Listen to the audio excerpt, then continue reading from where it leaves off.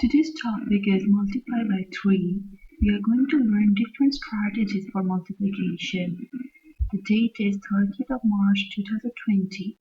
By the end of the lesson, everyone will be able to answer the essential question, that is, what is the importance of patterns in the multiplication and division? Today I am going to teach you 3 strategies for multiplying by 3. The first strategy is making groups. We are going to organize objects into groups of 3. The second strategy is making arrays. And the third strategy is we are going to use a number line. First strategy is making groups.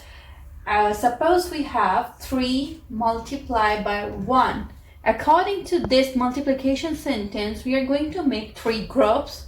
1, 2, 3. And there should be only one item in 3 of them. 1, 1, and 1. Now let's add them. 1 plus 1, 2, 2 plus 1, 3. So total items in 3 groups are 3. The second strategy is using a number line. Let's take the same multiplication sentence, that is 3 multiplied by 1.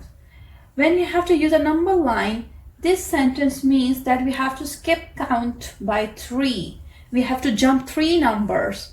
And this tells how many times you have to jump the 3 numbers.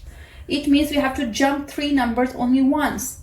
Let's see how we are going to jump. We have to start from 0 and we are going to jump 3 numbers. 1, 2, 3. So this is our first jump.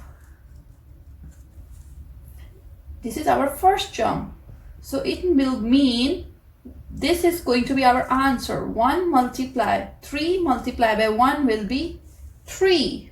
Now I'll show you if I have another multiplication sentence like 3 multiplied by 2. It means I have to skip 3 numbers 2 times. 1 and 2. I skipped 3 numbers. See, 1, 2, 3. Then again 1, 2, 3. So this is my answer for 3 multiplied by 2. It will be 6.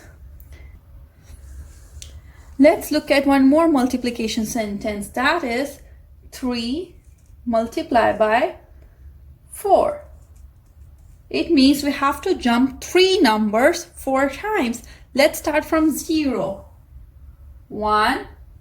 I jumped 3 numbers for 1 time. 2. I jumped 3 numbers for the second time. Now again 3 numbers. I jumped 3 numbers for the third time. Now I'm again going to jump 3 numbers for the fourth time. So what is my answer? 3 multiplied by 4 will be 12. This is my answer. The third strategy is making arrays. In making arrays, we draw columns or rows. It depends upon the multiplication sentence, how many groups, how many columns, or how many rows are we going to make. Let's look at our first multiplication sentence, that is 3 multiplied by 1. As you can see, I have already drawn a horizontal bar, and that's just 1 bar according to this. And this 1 bar I have divided into how many parts? 3 parts. 1, 2, 3. So 3 times 1, I have divided this 1 bar into 3 parts. So how many total boxes do I get? 1, 2, 3. So my answer is 3. Our second multiplication sentence is 3 times 2. In the same manner, let's look at the first number. It's 3. So we can draw 3 bars. And we have to divide them in 2 groups. Let's make a line in the middle so we can get 2 parts of each bar. Now count how many total boxes do you get after division.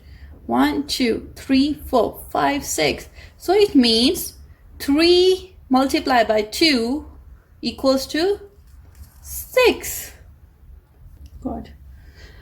Let's see one more multiplication sentence, that is 3 times 3. In the same way, we will draw 3 bars.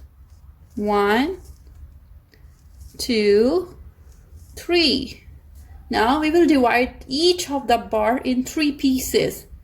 1, 2, these are the first piece, these are the second piece, and this is the third piece. 1, 2, 3. Okay, now you can see we have 3 rows, 1, 2, 3, and we have 3 columns, 1, 2, 3. How many total boxes did we get? 1, 2, 3, 4, 5, 6, 7, 8, 9. So 3 times 3 is 9.